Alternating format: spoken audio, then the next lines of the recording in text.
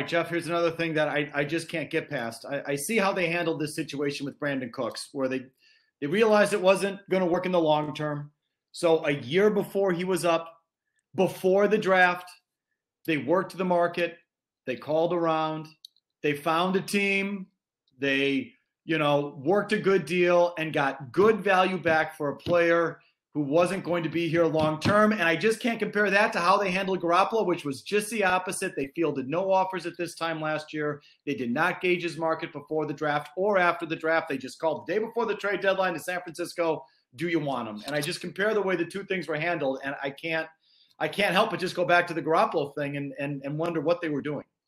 Yeah, look, I'll never really understand why they were so quick to get rid of Garoppolo. I mean, yeah, there were some factors at play, but geez, this is a guy that if you give yourself it's not like the trade deadline snuck up on these guys. I mean, if you give yourself a week to call around and shop them, even if you hate the Browns because of the history there, even if you want to just eliminate the AFC, call a handful of NFC teams, try to set up some sort of bidding war.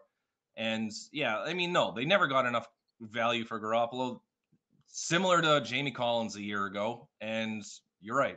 You compare them all, they played the Cooks thing perfectly.